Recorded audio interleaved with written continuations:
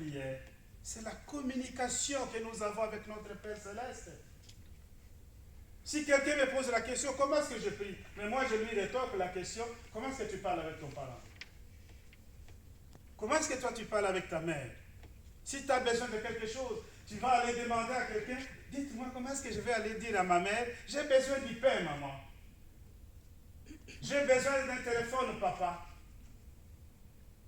Mais tu y as le langage, tu sais comment demander, tu vas aller lui le dire, parce que c'est ton père. Et ton père, qui est ton père, il va te le donner, parce qu'il sait que tu es le fils à son père.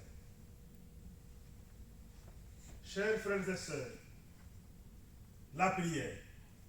La prière dans un lieu silencieux. C'est ça le sujet, c'est ça le thème d'aujourd'hui. Et ici, le Seigneur Jésus-Christ va s'isoler, va aller sur la montagne pour pouvoir prier toute la nuit. Déjà, c'était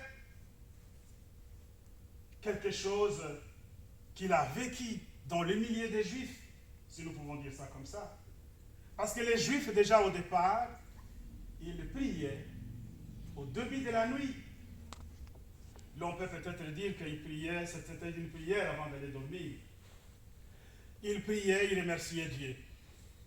Jésus-Christ, lui, il s'éloigne dans la montagne. Il va loin de tout le monde. Il s'isole pour prier toute la nuit. Pourquoi il va aller prier toute la nuit? Parce qu'il y a un événement imminent qui l'attend. Parce qu'il veut se mettre en communion avec son Père avant de pouvoir prendre une décision, que la décision vienne du Père. C'est pourquoi il se met en communion. C'est pourquoi il voudrait parler à son Père. C'est pourquoi il veut insister avec son Père. Je vais aller demander quelque chose à mon Père. J'ai besoin d'un smartphone aujourd'hui, ça coûte tellement cher. Mais je suis son fils bien-aimé. Je vais lui dire une fois, papa, j'ai besoin d'un smartphone. Il me dit, écoute, je n'ai pas l'argent pour ça. Tu n'as pas fini.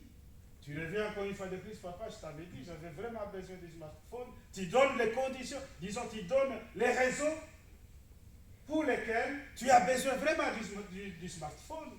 Peut-être qu'il y a des fonctionnalités qui vont te servir dans ton emploi, à l'école, et pour tes exercices. Et alors, à la troisième fois, tu viens encore, papa, je t'avais dit, les raisons pour lesquelles je voudrais vraiment du smartphone. Rien d'autre que ça. Et si le papa a les moyens, il va vous l'offrir. Parce qu'il sait que son enfant insiste. Parce qu'il sait qu'il a vraiment besoin de cela. Parce qu'il sait que s'il n'avait pas besoin de ça, il ne pouvait pas demander ça plusieurs fois. Que le faites-vous? Vous avez besoin de quelque chose? Vous avez besoin de demander quelque chose à Dieu? Si vous le faites une seule fois, allez, c'est fini. Vous dites, écoute, j'ai déjà demandé, je ne sais même pas si Dieu écoute, il n'écoute pas, je ne sais pas. Je lui ai dit ça, mais je trouve que même ceux qui ne font pas l'église, ils sont mieux, ils ont une bonne vie plutôt que moi. Vous laissez l'affaire. Vous ne voulez pas continuer. Vous ne voulez pas lui dire. Mais Dieu veut écouter plusieurs fois cela. Il veut vous répondre. Mais est-ce que vous avez insisté? Est-ce que vous êtes resté sur votre prière? Est-ce que vous l'avez dit abondamment? Chers frères et sœurs, Jésus-Christ s'éloigne, Jésus-Christ s'isole, il va prier à son Père, il va demander, je crois bien,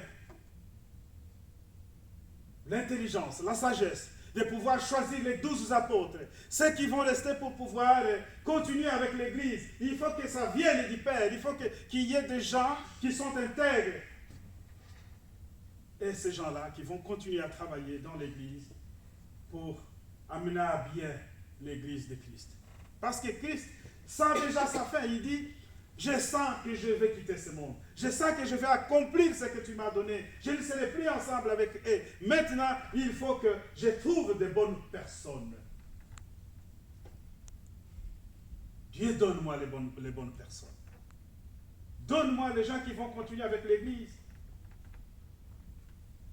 Et dans cette prière, chers bien-aimés, au retour du Seigneur, il trouva les 12 apôtres.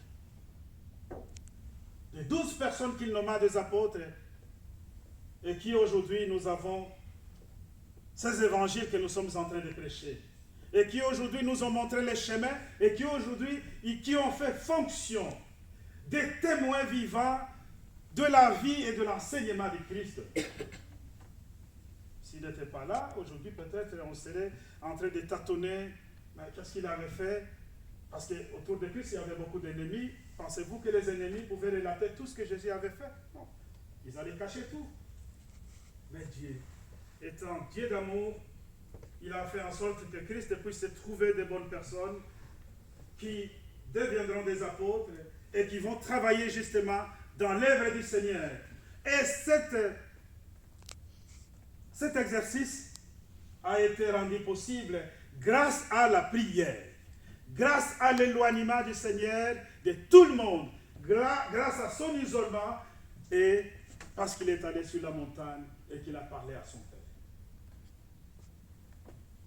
On ne nous demande pas, nous, de créer nos apôtres, de chercher ce que nous voulons, mais on nous demande de nous éloigner un tout petit peu, de nous isoler un tout petit peu, pour être ensemble avec le Seigneur, qu'avec le Seigneur, pour lui dire ce que nous avons besoin, pour lui adresser notre prière.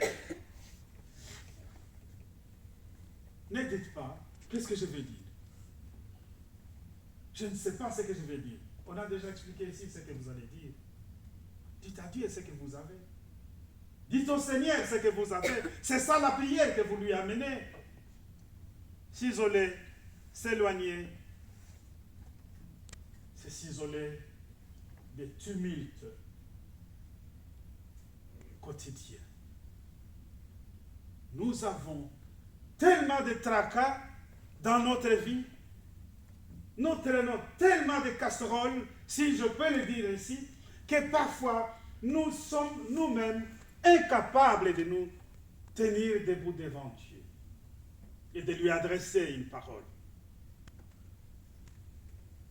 Isolez-vous, éloignez-vous de toutes ces tumultes. Éloignez-vous de tout ce qui vous entoure, qui vous empêche de parler au Seigneur. Éloignez-vous de tout comportement qui ne vous met pas en communion avec Dieu. Chers enfants de Dieu, un enfant de Dieu doit avoir un comportement d'un enfant de Dieu. Dans une famille, nous sommes en train d'élever les enfants. Il y a une éducation que nous inculquons à nos enfants. C'est vrai que parfois ça ne réussit pas à 100%.